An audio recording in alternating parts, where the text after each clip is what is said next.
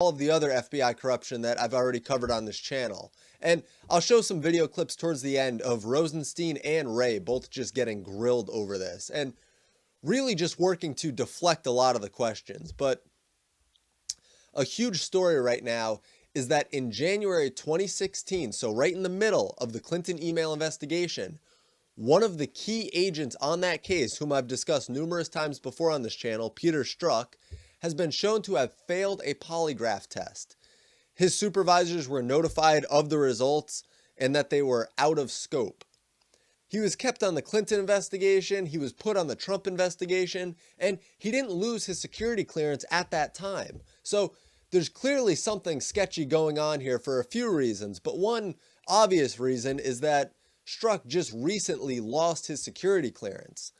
It was back in mid to late June, and it was after an internal disciplinary review. So then what was the point of the polygraph test? Was it just for fun? I mean, was it a type of review that they only started to care about because, you know, now this is in the public eye, but it wasn't at the time, so they didn't have to care about it? I mean, we went 2.5 years that Strzok shouldn't have been able to keep his current job with his security clearance unless he failed the polygraph test over something pointless. But the problem with that is that if it's pointless, then why would he lie about it? And if the FBI felt like he was telling the truth, but the polygraph had that 1 in 100 or whatever the actual chances are, I'm not sure, of the screw up, then they'd likely ask him the same question again or give him another polygraph test at a later time, some kind of follow-up. And who exactly is the FBI agent asking pointless questions? And why would those pointless questions be enough for Strzok's results to be considered out of scope? But Strzok failed the test, and they didn't ask questions about it other than Doug Collins grilling Wray and Rosenstein 2.5 years later. On top of this, Strzok's lawyer goes on CNN and says he isn't sure Strzok will comply with the subpoena. And his lawyer legitimately believes that all of this speculation around Strzok is just being fueled by radical conspiracy theorists. Because apparently questioning why Strzok would express extreme bias in the decision that he reached in the Clinton case before its conclusion, and questioning why he was extremely biased in his a priori decision in the Trump case before it even began, apparently that's just considered fueling radical conspiracy theorists. I mean, my questions for Christopher Wray are, who is in charge of administering the polygraph tests for other FBI agents, and who's responsible for some kind of follow-up polygraph assessment when we're talking about security clearance on the 7th floor of the FBI?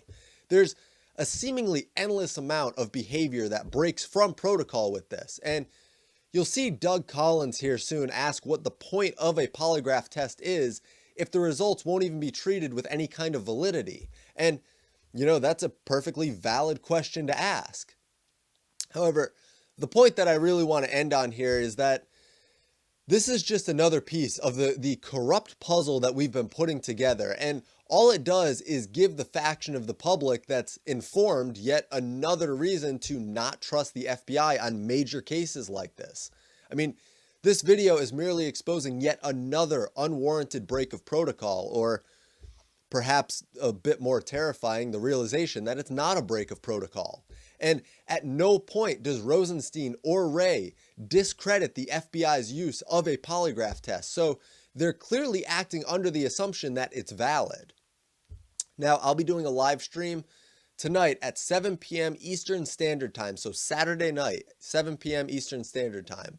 So if there's anything else that develops with Strzok, I'll cover it then, and I'll also be covering the departure of Scott Pruitt and all of his scandals, his replacement, the trade war that we're getting in now with China, and some other huge news. So be sure to tune into that either live or you can watch it after the fact.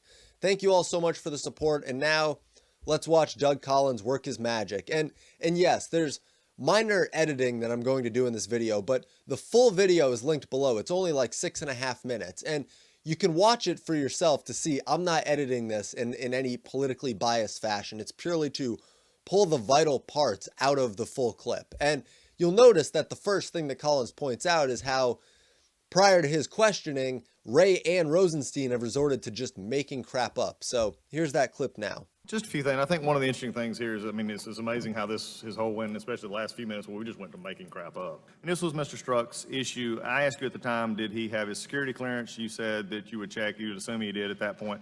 It now appears that the security clearance has been revoked. If they're out of scope, do you think it's interesting that you would continue to have someone in an investigation of such magnitude and sensitivity who've basically had a failed polygraph or an out-of-scope polygraph test in which they had to then go back and re-answer or complete sensitive compartmentalized information requests on this? Would they stay in that investigation? And if so, were they treated differently because of his position or who he was?